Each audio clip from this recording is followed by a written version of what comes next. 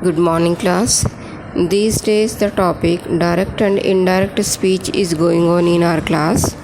So, today we are going to discuss the change of imperative sentences. First of all, you must know what are imperative sentences. So, the sentences that expresses command, order, or request, they are called imperative sentences. So, let us see how we can change the direct speech into indirect speech when there is imperative sentence. See the first question. The number 1 is direct speech. She said to the guest, "Feel at home." So in this way you can write the request also, or you can simply told also. Both the things are okay. She told the guest to feel at home. She requested the guest to feel at home. Now see the second one. I said to my servant, "Sit near me." So I asked my servant to sit near me. See the change in these sentences. In place of said to, in first sentence we have written told, and in second sentence we have written asked. And when we have removed comma and inverted comma, we have used to here. To feel at home, to sit near me. Now see the next one. He said to me, "Please lend me your scooter." So the word please has come. It means the request is there. So we will write, he requested me to lend him my scooter. Now see the next one. The doctor said to him, "Take full rest." So it's an advice. So doctor advised him to take full rest. Now see the next one. The old man said, "Do not mix with bad boys." Now as the old man is speaking, so he must be advising something. So we can write here, the old man advised. The old man advised not to mix with bad boys. Or the old man forbade me to mix with bad boys. Now see the next. The general said, "March forward." Generally is a higher rank in the officers, so he may give the orders also. So the general ordered the soldiers to march forward. Now see the next one. The prime minister said, "Serve the nation." So it's an urge from the side of the prime minister. It's an urge from the side of prime minister. So we may write, the prime minister urged the people to serve the nation. So what is the rule here? In reporting an imperative sentence, the introductory verb is changed into some such other verbs. For example, it may be tell, written downside. It may be tell, ask, request, advise, forbid, order, or urge.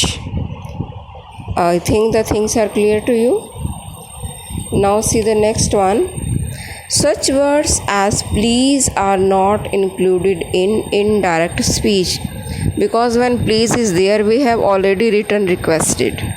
So no need to add the word please. It is here on the next page. See here on the top.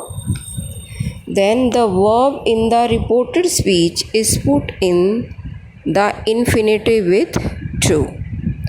The verb in the reported speech is put in the infinitive with to. Okay. Now let us see one or two example in exercise number 89. She said to the officer, "Kindly grant me leave for 4 days." Kindly grant me leave for the 4 days. So here it is a request to the officer. So what is the answer here? She requested her officer to grant her leave for 4 days.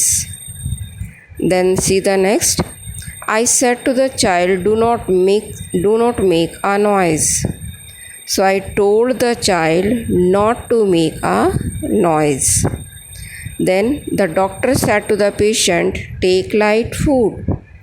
So it is an advice from the side of the doctor. So we will write, the doctor advised the patient to take light food. Okay. Now fifth one, the manager said to the typist, type this letter at once. So the manager, if the officer is there, he can order also. The manager ordered the typist. Yeah, the manager asked the typist to type that letter at once. So in this way we can solve this exercise. Now see the exclamatory sentences. See here. Exclamation. Exclamation, we know very well that exclamations are the sudden feeling. Exclamatory sentences are the sudden feelings also sometime. Sometime they may be the wish also, surprise also. So such type of words are there. Now see. Study the change from direct into indirect speech. Direct speech. I said, how lucky you are. So in the indirect speech, I exclaimed that he was very lucky. I exclaimed that he was very lucky. Then the second one, the direct speech. She said, what a silly idea. She exclaimed that it was a very silly idea. See the third one. They said, hurrah, we have won the match. So it's the feeling of enjoyment.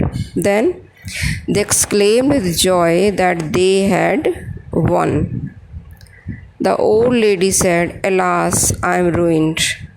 So the old lady exclaimed with sorrow that she was ruined.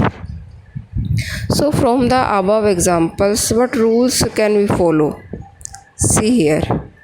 In reporting an exclamation in the indirect speech, the introductory verb is changed into exclaim. Exclaimed. See, in all the sentences we have written exclaimed.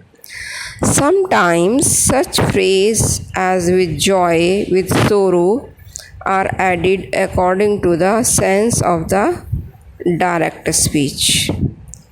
Interjections such as hurrah and alas are omitted. And what is written there? Exclaimed with joy and exclaimed with sorrow. And the exclamatory form is changed into the declarative form. Okay, so I think the things are clear to you. And on the basis of this, you can solve the exercise.